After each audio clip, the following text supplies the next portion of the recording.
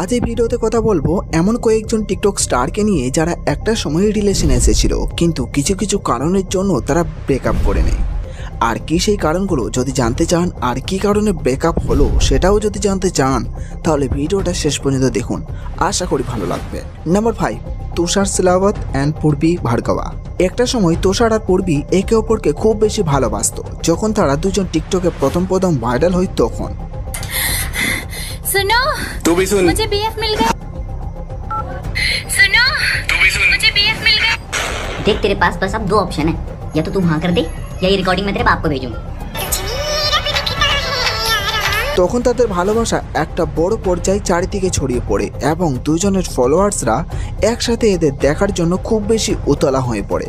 এইভাবে কয়েক মাস যাওয়ার পর তুষার আস্তে আস্তে পূর্বী থেকে দূরে সরতে শুরু করে। পূর্বী ব্যাপারটা বুঝতে পারে, তাই পূর্বী তুষারের কিছু বলার আগেই ব্রেকআপ করে নেয়। পূর্বী বলে আমি জেনে বুঝেই ব্রেকআপ করেছি, আর তুষার বলে পূর্বী আমার থেকে বড়, তাই তার থেকে দূরে সরতে বাধ্য হয়েছি। এই বিষয়ে আপনার কি মতামত নিচে কমেন্টে অবশ্যই জানাবেন। এখানে কে বেশি দোষী, পূর্বী নাকি তুষার? Number 4, Rohit জিঞ্জুরকে and Nita সিলমকার।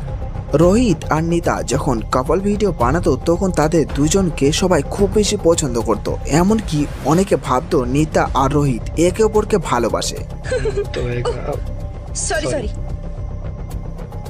Sorry sorry तुझ में खोया रहूं मैं, मुझ में कितनी है मोहब्बत तुझको, बुशर्ट पहने खाई के बेड़ा পরে যখন নিতা তার বয়ফ্রেন্ড গুরুদীপ রায়ের সাথে ফটো পোস্ট করে তখন সবাই ভাবে নিতা রোহিতকে ধোঁকা দিয়েছে।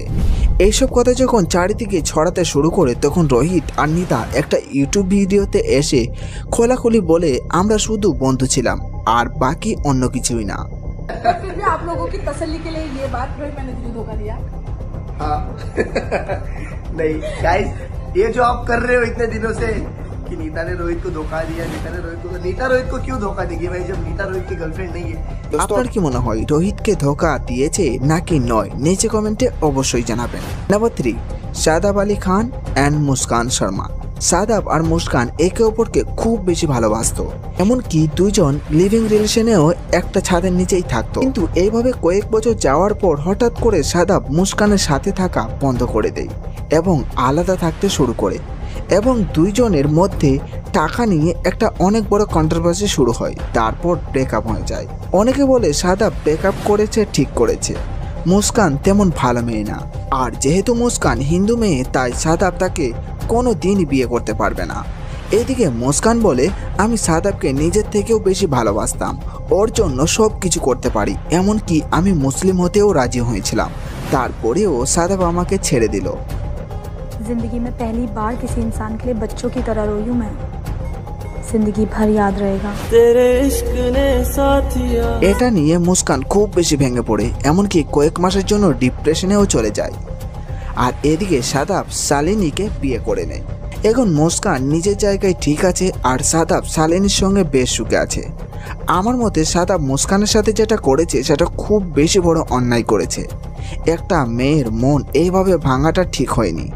আপনার কি মনে হয় শাদাব কাজটা ঠিক করেছে নাকি ভুল, নিচে কমেন্টে অবশ্যই জানাবেন।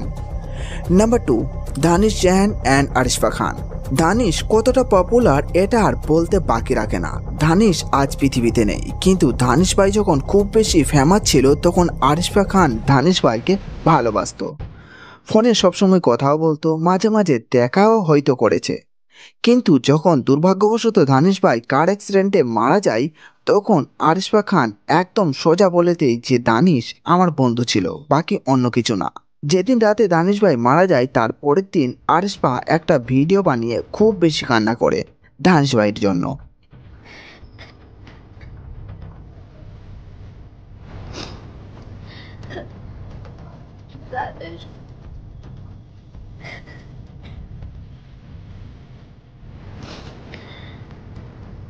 मुझे अभी भी यकीन नहीं हो रहा है, बस यकीन करना पड़ेगा।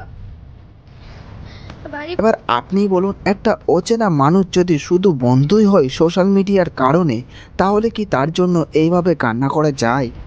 আমার তো মনে হয় আরিশপা হয়তো দানিশ ভাইকে ভালোবাসতো তাই কান্না করেছে, আর না হয় ফেম পাওয়ার লোভে লোক দেখানোর কান্না করেছে। এতে আপনার কি মতামত নিচে কমেন্টে অবশ্যই জানাবেন। আরিশপা কি সত্যি দানিশ ভাইকে ভালোবাসতো, নাকি শুধুমাত্র ভক্তদের কাছ থেকে ভালোবাসা আর ফেম পাওয়ার জন্যই এমনটা করেছে? কমেন্টে অবশ্যই জানাবেন। নাম্বার 1, রিয়াজ আলী। রিয়াজ আলী এখন আপাতত সিঙ্গেল আছে, এটা সত্যি, কিন্তু সেও একসময় একটা মেয়েকে ভালোবাসতো, কিন্তু সেটা খুব ছোটোবেলায়, মানে স্কুলে পড়াশোনা করার সময়। রিয়াজ যখন ক্লাস 6-এ পড়ে তখন একটা মেয়েকে প্রপোজ করেছিল, কিন্তু মেয়েটি রিজেক্ট করে দেয়। তাই তারপর থেকে রিয়াজ সিদ্ধান্ত নেয় যে সে আর কোনো দিন কোনো মেয়েকে প্রপোজ করবে না। যদি কোনো মেয়ে তাকে প্রপোজ করে তাহলে যদি তাকে ভালো লাগে তাহলে সে অ্যাকসেপ্ট করতে পারে। अभी तू टेंशन मत ले, हम हमेशा दोस्त रहेंगे। अरे नहीं बनना है मुझे दोस्त तेरा यार, दोस्त तू अच्छी है भी नहीं। 2 साल से दोस्ती निभा रहा हूं, तेरा ख्याल रख रहा हूं। तूने पूछा है कभी कि अभिलाष कैसा है, कुछ हुआ क्या, तेरा मूड क्यों ऑफ है? অনেকেই ভাবে রিয়াজ অনুষ্কাকে ভালোবাসে, আবার অনেকেই ভাবে রিয়াজ অভিনীত কৌরকে ভালোবাসে, কিন্তু সত্যি বলতে রিয়াজ দুজনকেই ভালোবাসে না।